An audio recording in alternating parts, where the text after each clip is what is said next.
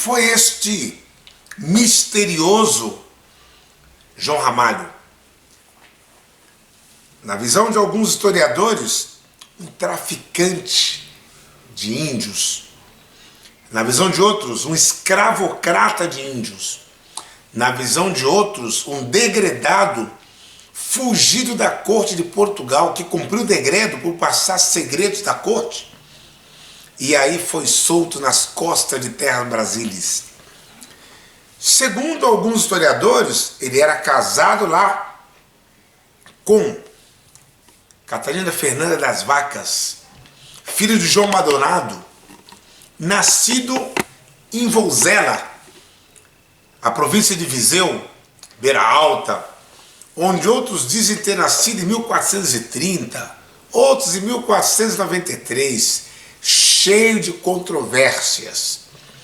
Alguns diziam que João Ramalho, possivelmente, devia ter sido um daqueles bois de piranha que os navegantes traziam acorrentados no navio para fazer os primeiros contatos com os indígenas hostis da costa. Então, percebendo a passividade dos indígenas da costa brasileira, se embrenhou na mata e não voltou a Portugal, mesmo sendo procurado. Outros chegam a dizer que, possivelmente, João Ramalho deve ter chegado aqui por volta de 1510, 1513, como jovem navegante. Outros vão mais além, que possivelmente devia ter sido algum grumete entre 12 a 16 anos, que eram aqueles garotos que limpavam corvés, as sujeiras fisiológicas dos barcos, quantas controvérsias. Mas qual a visão nossa, como povos indígenas? Quem seria realmente João Ramalho?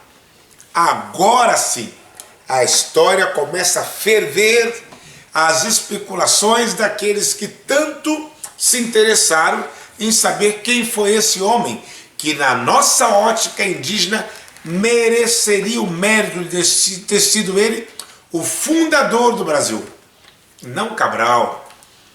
Esses vieram aqui em nome da coroa, ficaram 10 dias lá com os pataxós e foram embora. Deixaram tudo igual. Mais tarde, em 1532, vem Martim Afonso de Souza e já encontrou João Ramalho aqui com filhos, netos, casado com várias mulheres, porque o casamento era poligâmico e poliândrico. A mulher com vários homens, o homem com várias mulheres, e ele vivendo como índio.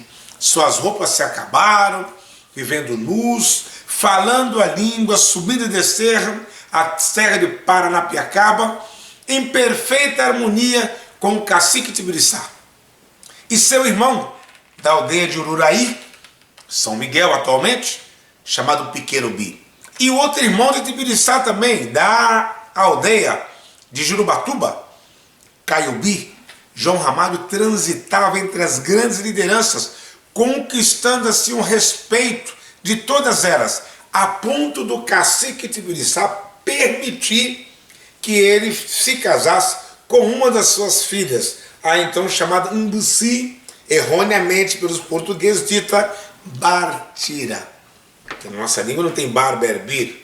Ela seria Mbusi ou Bartira, que é o mesmo que a flor do Manacá, nome dado a mulheres indígenas que têm uma personalidade dupla, ou seja, bipolar, porque o Manacá dá dois tipos de flores, a mesma árvore, brancas e lilás.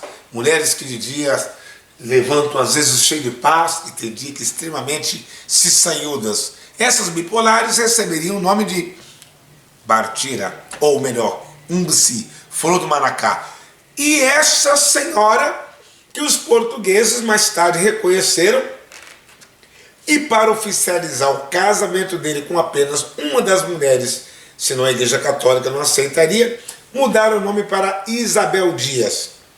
Outro erro histórico inadmissível, porque uma vez sendo João Ramalho casado com Catarina das Vacas, consagrado pela Igreja Católica em Portugal, jamais o rei aceitaria que em nome da Igreja Católica ele contraísse um segundo casamento, e muito menos oficializado com uma indígena, que nem católica era, entre parênteses. Mas vamos ver qual a visão contraditória que nós indígenas colocamos em xeque-mate. Qualquer historiador. Primeiro ponto, jamais João Ramalho teria sido um escravocrata dos indígenas, que tão bem o acolheram. Nenhum cacique aceitaria que, vindo um homem forasteiro de uma etnia que não é indígena, vindo da Europa, depois de permitir ser integrado na família com filhos e netos, ele decidia agora escravizar o que tão bem o acolheram. Esse João Ramalho teria sido enforcado ou teria sido flechado pelos indígenas. Inadmissível. Então João Ramalho, na nossa ótica, não era, não foi e nunca seria um traficante de índios. Sim, os documentos relatam que João Ramalho tinha 3 bergantins, que poucos sabem o que é, na costa de São Vicente, que eram bases feitas de madeiras que avançavam até o mar, que assim que apareciam caravelas, mesmo não sendo oficializadas pela coroa de Portugal, os indígenas acenavam até elas, onde ofereciam sucos, frutas e trabalhos feitos pelos indígenas para lavar convés, abastecer de água. E João Ramalho oferecia esses indígenas, inclusive, como guias, que muitos deles, como vinham à procura do Mar da Prata, do Rio da Prata, na região do Paraná, Santa Catarina, Foz do Iguaçu, uma vez que a língua era tupi-guarani em toda a costa do Brasil, esses indígenas eram oferecidos aos navegantes de Portugal como sendo guias e tradutores, aqueles que já com João Ramalho haviam aprendido a falar a língua portuguesa. Bem, João Ramalho, segundo a confissão registrada pelo padre que o assistiu, registrada inclusive nos relatórios do padre Manuel da Nóbrega, ele diz assim, nas suas últimas palavras: Vossa Reverendíssima insiste em ouvir-me em confissão? Compreendo e agradeço o cuidado. E ele diz: já fiz 87 anos, amanhã vou apagar-me deste mundo. E quer Vossa Reverendíssima que eu vá me apresentar em mácula na presença do Criador? Ele reconheceu sua vida poligâmica, que levou inclusive o padre Leonardo Nunes a expulsá-lo de uma das missas, porque ele tinha uma vida promíscua. Promíscua não. Pecado é transgressão de lei. Se a pessoa está numa cultura indígena cuja lei permite ter várias mulheres, ele não está transgredindo lei nenhuma. Nenhuma dessas mulheres eram casadas com ele à força. Era de livre e espontânea vontade, porque assim a coroa não permitia. Mas a comunidade indígena permitia e sempre permitiu. Pois não. Então, João Ramalho morre aos 87 anos. Ora, a sua própria confissão assim o afirma. No ano de 1580, de fáceis cálculos indígenas, chegamos que, se morre aos 87 anos no ano de 1580, João Ramalho nasceu em 1493. Não poderia ser um degredado quando Cabral chegou aqui, que se Cabral chega em 1500, João Ramalho teria apenas 7 aninhos. Com essa idade, nem navegar 2 meses de caravela poderia ser. Então João Ramalho não estava nessa lista dos degredados, dos homens maus. Sim, podemos afirmar que, na ótica indígena, se João Ramalho chega aqui, como alguns declaram, em 1510 a 1513, a sua idade já seria muito avançada para ser permitido ingressar com autoridade no meio da comunidade indígena e assim ainda casar-se com índios aqui. O mais provável, o mais lógico, é que ele tenha chegado garoto, menino, numa expedição não oficial da coroa, porque se assim fosse, os que aqui chegaram e o encontraram como intérprete teriam identificado: eis aí o fugitivo da coroa de Portugal, prendam-no. E não foi o que aconteceu. Pelo contrário, foi oferecido a ele a oportunidade de ser o primeiro governador-geral do Planalto de Piratininga, e não aceitando a oportunidade passou ao irmão Brás Cubas, que passou a ser o primeiro governador-geral.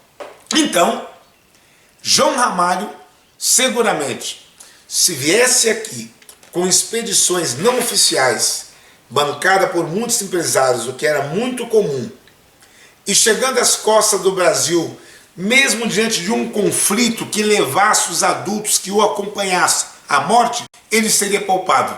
Porque na cultura indígena, diante de um conflito, não se pode matar nem mulheres e nem crianças. Aí sim, como criança, acolhido pelo cacique Tibiriçá, tendo uma vida de convivência com os garotos na aldeia, aquele garotinho branco, de Uruá, diferente de todos, agregando-se à cultura, aos hábitos dos povos indígenas, cresceu como um irmãozinho diferenciado. E depois de grande, assim conquistando a confiança do cacique Tibiriçá, como qualquer indígena por direito, casaria-se com várias índias. E aí sim, na nossa ótica, deveria ser dado a ele o mérito de ser o primeiro a criar o DNA do povo mameluco. A primeira leva de portugueses com indígenas tupi-guarani veio da descendência de João Ramalho com Bartira. Todos os filhos deste solo mãe gentil que nasceram no Planalto de Piratininga levam em seu DNA esse primeiro sangue dos mamelucos, vindos de João Ramalho português com a Índia Bartira e os seus descendentes mamelucos caboclos. Agora, lamentavelmente, não lhe foi dado o mérito devido por justo, porque ele não veio em nome da coroa. Ele não veio como veio Martim Afonso de Souza, que nada fez aqui, além de guerras e conquistas de dominação sobre os que aqui já estavam, dentre eles os mamelucos, que deveriam ser reverenciados e respeitados como sendo os verdadeiros fundadores de Terra Brasília. Esse sim é o nosso querido João Ramalho. Pense, te convenço e assim você muda. Me convença que eu mudarei de opinião.